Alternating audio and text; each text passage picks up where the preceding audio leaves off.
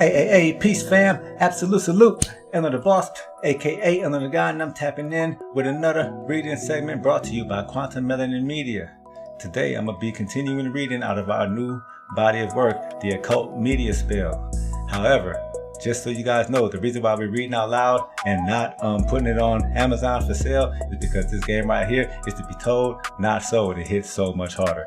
Anyway, Chapter 2, The Lab and the Studio, MK Ultra, Operation Mockingbird, and the Weaponization of Consciousness. Now, I'm supposed to be continuing here, but I feel like this particular chapter would be much better delivered by the goddess because it will answer a whole lot of questions of how they got certain laws passed specifically concerning abortion, like it was literal mind control. But I feel like that particular message would be best delivered by the goddess to the goddess. So I'm going to continue to chapter 3, and this particular chapter is about Nipsey Hussle and Dr. Sebi. And this is my personal theory on what happened, and I talked about this a while ago. You can go look it up on YouTube. You know what I'm saying? Please do, because I am a Leo. I like to be like, yep, I told you so. Anyway, chapter 3, The Silencing of the Healers. Dr. Sebi, Nipsey Hussle, and the prelude to the scandemic. Before a global medical narrative could be imposed, the voices of dissent and the purveyors of natural holistic healing had to be silenced. The control system could not risk the population having access to credible alternatives that would expose the fraudulent nature of their agenda. The suspicious deaths of Dr. Sebi and Nipsey Hussle are not isolated tragedies. They are critical events in the timeline leading directly to the C-19 pandemic, representing the violent suppression of Black health and economic sovereignty. Dr. Sebi, the man who cured AIDS. Dr. Sebi was a Honduran herbalist who claimed to have a cure for AIDS, cancer, diabetes, and a host of other diseases that the Western medical establishment deems uncurable.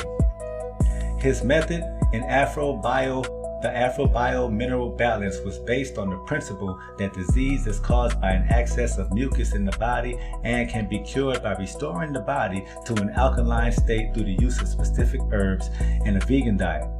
Dr. Sebi was not just a theorist. He proved his claims in a 1988 New York Supreme Court case where he was acquitted of practicing medicine without a license after providing dozens of testimonies from his patients he had cured of the so-called incurable diseases. He was a direct threat to the multi-trillion-dollar pharmaceutical industry, which relies on the management of chronic disease, not its cure. In 2016, Dr. Sebi died in police custody in Honduras under extremely suspicious circumstances.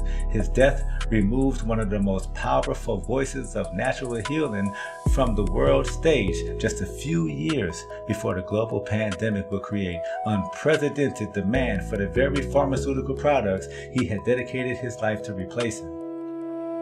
Nipsey Hussle, health, wealth, and economic liberation. Nipsey Hussle was more than just a rapper.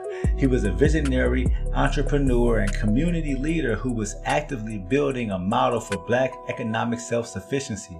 He owned his masters, invested in his community, and was a vocal proponent of cryptocurrency and alternative economic models. Critically, Nipsey was also working on a documentary about Dr. Sebi, intending to bring the herbalist story and healing methods to a new generation. In March 2019, Nipsey Hussle was assassinated outside his Marathon clothing store in Los Angeles. His death sent shockwaves through the community, but it was more than just a tragic loss. It was a strategic removal of a figure who was combining the message of health sovereignty with a practical blueprint for economic liberation. He was not just telling people to eat healthy, he was building the economic power to control the food supply, the media, and the institutions in his community. He was a direct threat to the control system on multiple fronts. The prelude to the scandemic. The murders of Dr. Sebi and Nipsey Hussle were not coincidences. They were assassinations designed to clear the board for the next major move in the global control agenda. By eliminating two of the most prominent figures promoting holistic health and Black economic independence, the system removed powerful obstacles to the narrative they were about to deploy.